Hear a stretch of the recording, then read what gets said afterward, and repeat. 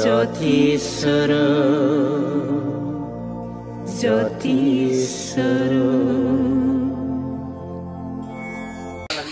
अरा जाहैबाय त्रिभुवन त्रिशक्तिनि बिगोमा स्वर्ग मध्य पाताल सान ज्योतिनि गोहो बेनिखायनो परमहंस शिबनाथ स्वामी आफाया गावनि दगां बिजाबाव गिबि सारियाव लिरना गालांदों। मा लिरना गालांदों?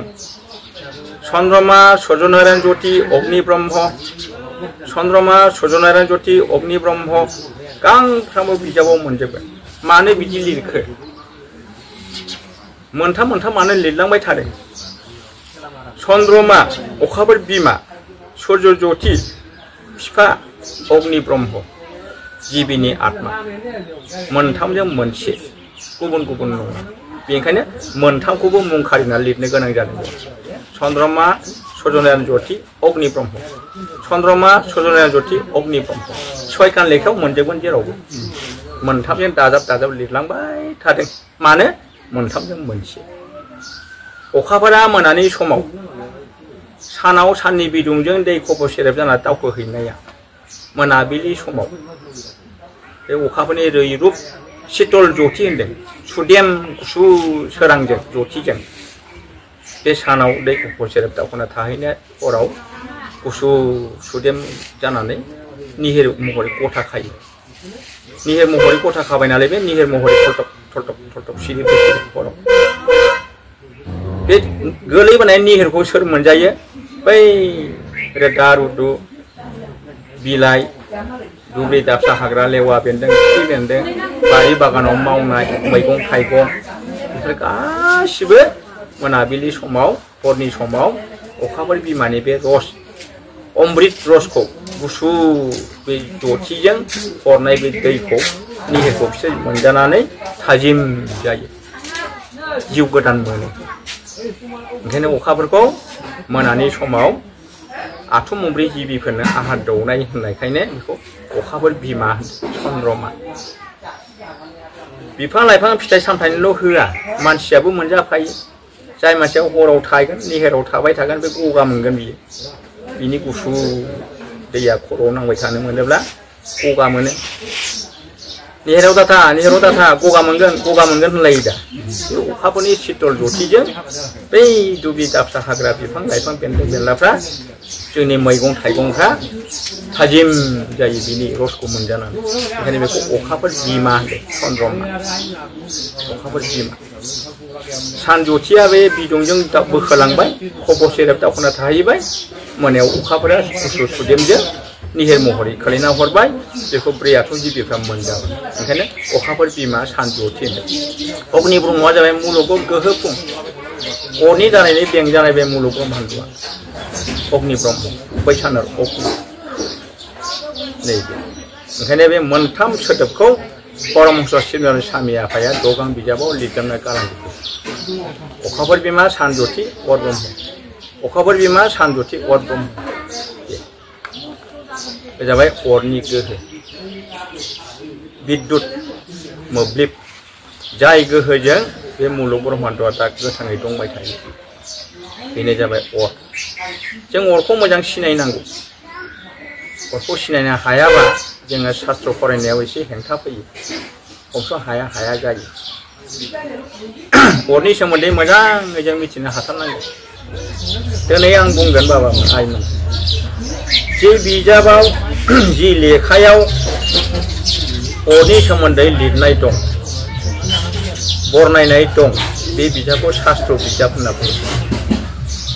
जि बिजाबाव अरनि सोमोन्दै लिरनाय गैया बरनायनाय गैया बेखौ शास्त्र बिजाब होना। मानो? अरनि सोमोन्दै लिरनाय गैया बेवहाय। शास्त्र बिजाब माने बे धोरोम बिजाब। शास्त्रआनो धर्म, धर्मआनो शास्त्र, शास्त्र धर्म इष्ट देवता। अरनि सोमोन्दै लिरनाय थानायखौ शास्त्र होनगोन, अरनि सोमोन्दै लिरनाय गैयिखौ शास्त्र नङा। माबा मोनसे लेखा जागोन आरो सलन्थाइमाफोर जागोन बा सोरनिबा जिउ जारिमिनफोर जागोन माबा मोनसे लेखा जागोन आरो अरनि सोमोन्दै लिरनाय गैयाबा। नैबे शास्त्र बांला रावाव हां लानाय हगारनायखौ सास प्रसास होनना बुङो सासा जाबाय हां लानाय प्रसासा जाबाय हगारनाय असमियाव मा मोनगोन अखा निखा अखा लयसु निखा लयसु हां लादों हां हगारदों अखा निखा बांलायावबा सास प्रसास जोंनि जिबिनि देहा सिङाव अरा 97 डिग्री खावसे 98 डिग्री सेल्सियास बिदुं अर थायो बे अर थानायखायसो जोंनि देहाया गुदुं दंबाय थायो थैया देहा गंसे सार्कुलार खारगासिनो दं बे अरा जोंनि जिबिनि देहायाव 97 98 डिग्री बिदुं अर थायो बे अर थानायखायनो रैयाथ' जिबिफ्रा गोथां जेला बे अरा देहानिफ्राय बारग'लांबाय थलथब सिरिबाय गैला अर गैला नालाय गैला दा जोंनो नाय जों दा मोजाङै जिरायबाय थादों नोंसोर बाबामोना आइमोना आंनि बुंनायखौ खोनासंगासिनो दङ सोरबा सासेखौ गन्थं खुगा हमथेलाय 5 मिनिटसो हमथेलाय हां गुसुंबाथ' बे 5 मिनिटआवनो ब्लक गैला बियो अर जोंनायथिं बारा गावनो थांलाय फैलाय हान्थिबाय थायो होनदों बिगियाना जेला अरा गोमोरबाय बेयाव बारा हाबलांबो ओंखारबोलाबो मिथिबाय बारखौ बन्द खालामबानो बे अरा गोमोरबाय खुगा गन्थंखौ हमथेजोबोब्ला सासे खना बारा हाबलांनो मोनाबाथाय सिंनि अरा सब गैला थलथब नैबे अर बे अरानो आत्मा ओरैबायदि जोंखौ अरा जोंखौ सामलायो मोनायावथ' जों जाखां लोंखां जि आराम उन्दुयोना बिसिनायाव गरदलायथारो सोरबायाथ' सिमां नुलायो हा बे अरा एसे मोजां जोंखौ दैदेनबाय थायो नायदो गोथाङै लाखिबाय थायो जोंखौ अरा गन्थंजों माबायदि हाबलांदों माबायदि ओंखारबोदों जेबो जों हुसानो गैया बद गैया जों बद माने गियान गैया ओरैबायदि जखानि बारा हाबलाय ओंखारलाय जाबाय थायो बाराबो थाङा खमबो थाङा ओरैबायदि जखानि बहमान दिबारात्र बहमान सान हर बे माया बारा हान्थिबाय थायो होनदों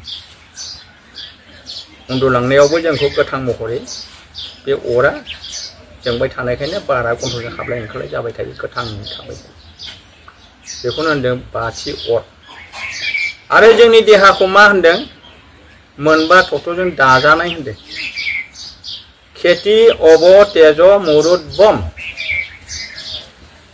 खेति अब तेज मुरुद बम खेति माने हा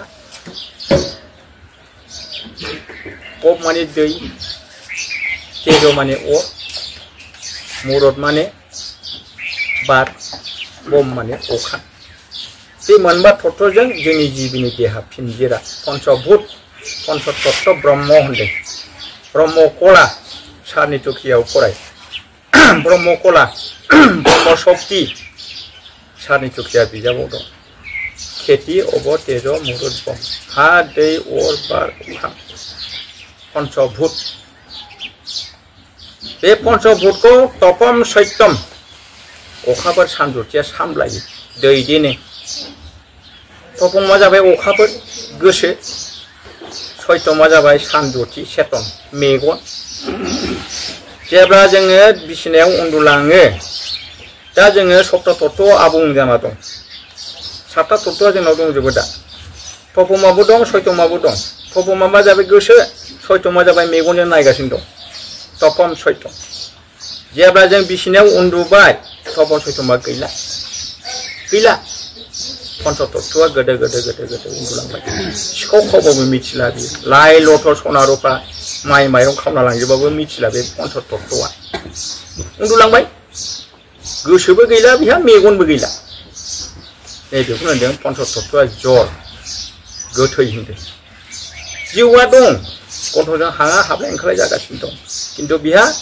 बद गैला गियान गैला गोसोजों मेगनजों गैला बिहा बेनिखायनो सिखावा खावना लांजोबनो हाबाय बिनि न' सिंनि लाइ लथरखौ धन सम्पतिखौ जेला सिरि मोनबाय तपमा फैबाय गोसोआ सत्यमा फैबाय मेगना गोसोजों मेगनजों फैनाय लोगो लोगो सिरि मोनबाय बियो हा माथो सिखाव हाबबायलै आंनाव जाव माइरं लांबाय माइ लांबाय थोरसि लथा लांजोबबाय फैसाबो एसे दंमोन बेखौबो लांबाय हे हाब माब्रै इसिबां उन्दुलांखोसै आंलाय मानो सिरि मोनदिया आंलाय होनलायनोसै बे पन्च तत्वआ जर'